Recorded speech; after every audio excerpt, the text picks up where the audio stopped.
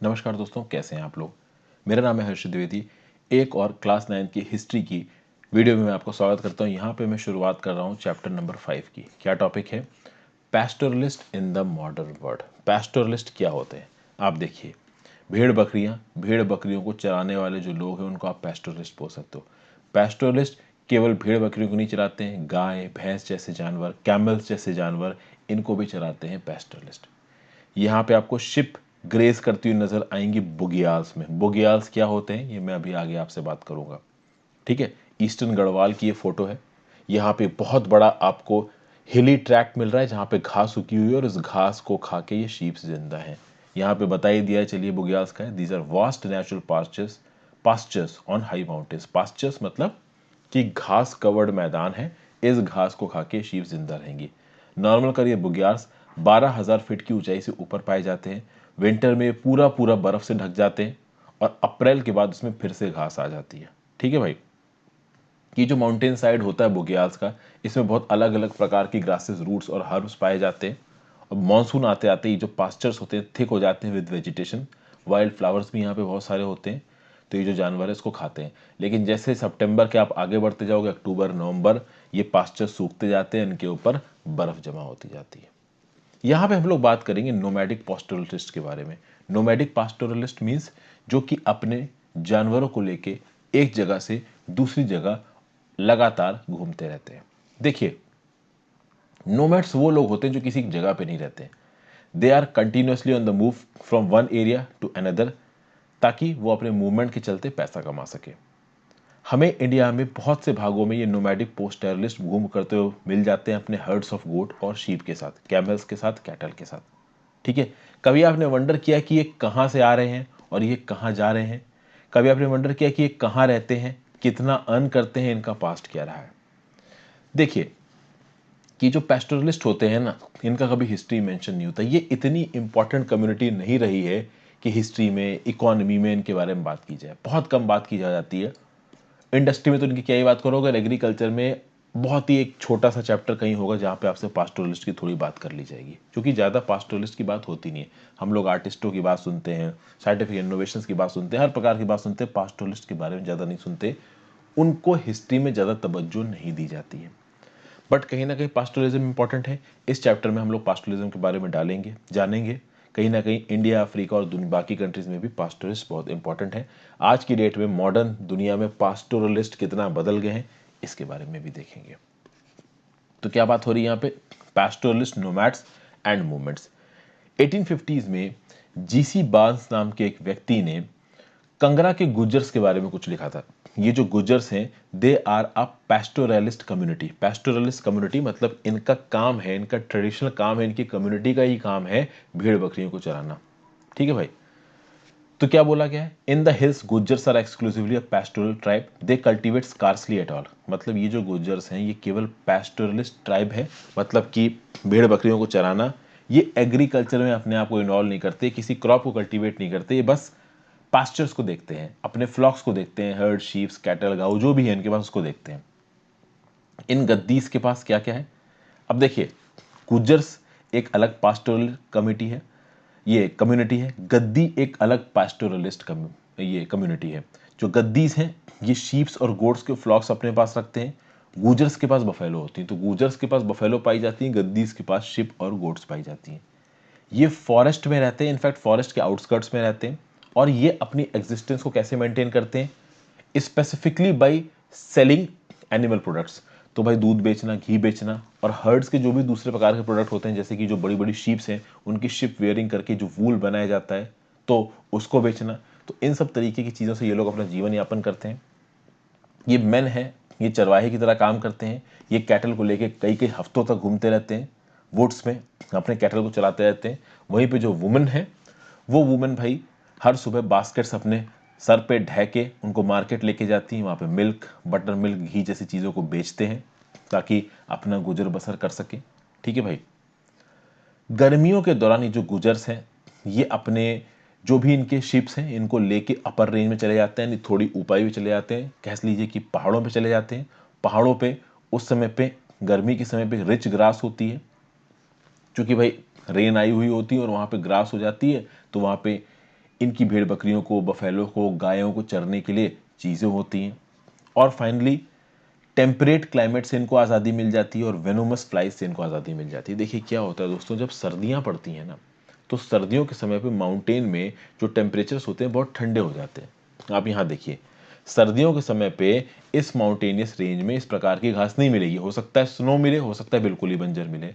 तो ऐसे केसेस में सर्दियों के समय पे इनको लो एलिवेशन के इलाके में जाना पड़ेगा।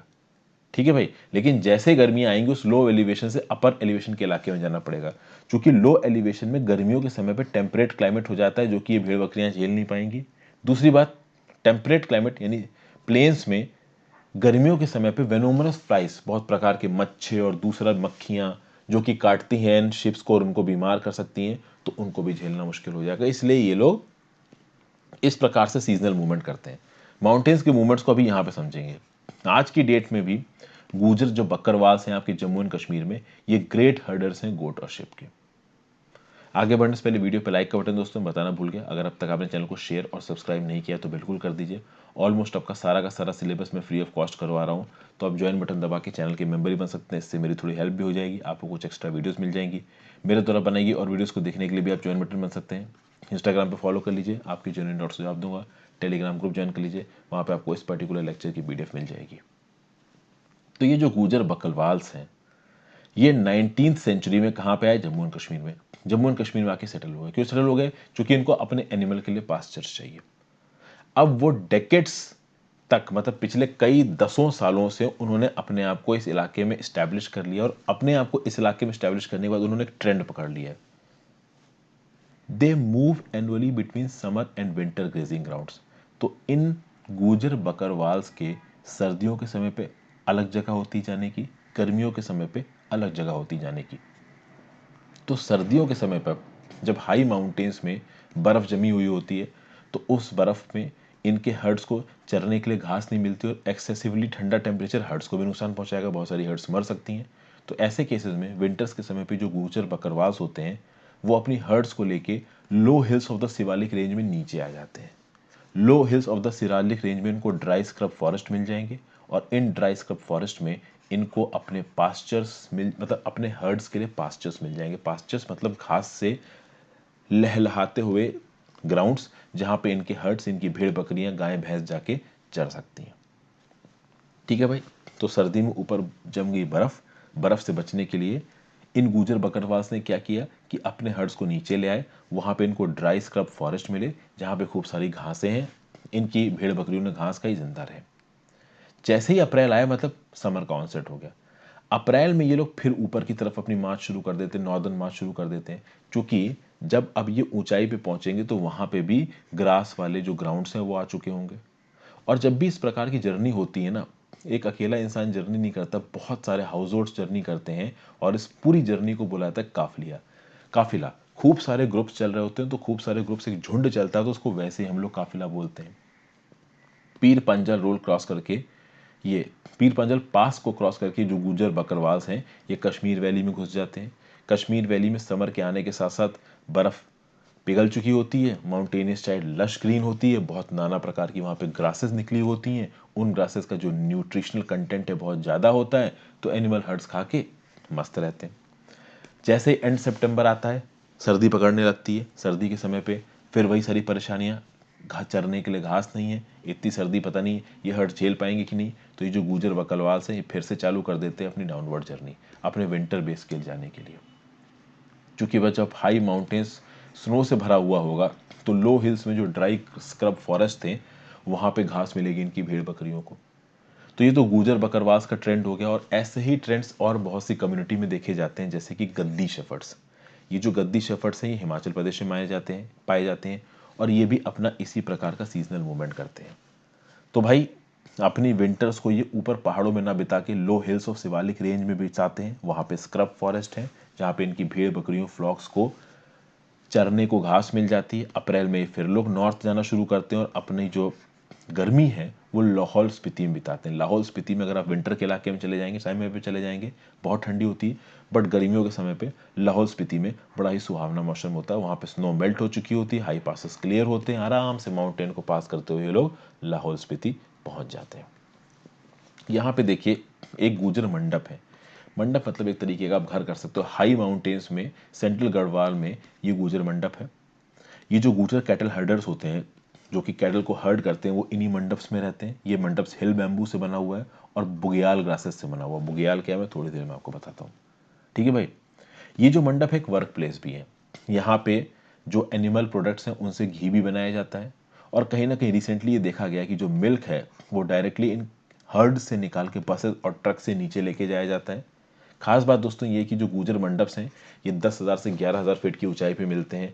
इससे ऊपर बफेलोस चढ़ नहीं पाती हैं, तो ऑब्वियस सी बात है गुज्जर मंडप्स इससे ज़्यादा ऊंचाई पे मिले बहुत कम चांसेस हैं। और मैं आपको बता दूं माइंडेड, 10,000 से 11,000 फीट की ऊंचाई बहुत ज़्यादा होती है।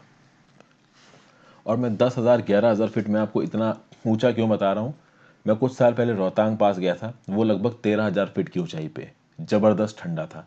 मैं अभी कुछ दिन पहले ही नाथुला पास गया था। नाथुला पास 14,140 फीट ऊंचा है और बहुत ठंडा है।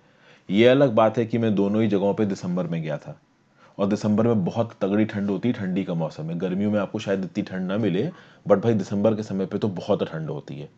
तो 14,000 फीट और 13,000 फीट पे बहुत ठंड लगती है, कहीं ना कहीं 10 11 12,000 फीट भी बहुत ऊंचाई होती है और 12,000 फीट तक आपको ये गुजर मंडप मिल जाएंगे। तो इन जगहों पे जो टेम्परेचर्स होते हैं ना तगड़े होते हैं। वो अलग बात है कि इतनी ऊंचाई पे जो गुजर मंडप्स हैं ये इनहेबिटेड आपको केवल समर्स में मिलेंगे। सर्दियों में ये सब लोग अपने हर्ड्स को लेके नीचे की तरफ चले जाते हैं। फिर यहाँ पे देखिए जो गद्दीस हैं वो अपनी शिप्स को लेके बैठे हुए हैं। इनकी शिप्स को यहाँ पे रिशियर किया जाएगा, यानी ऊपर का जो व्हील है ना, वूल है ना, इस वूल को निकाला जाएगा। ओके, ये ओल्ड वैली की फोटो है नियर पालमपुर पर हिमाचल प्रदेश। देखिए यहाँ पे क्या बोला जा रहा है। When the snow melted and high passes were clear, many of them moved on to higher mountain meadows. By September, अच्छा एक शब्द, ये मीडोज का मतलब क्या होता है? देखिए मीडोज का मतलब समझा देता हूं आपको।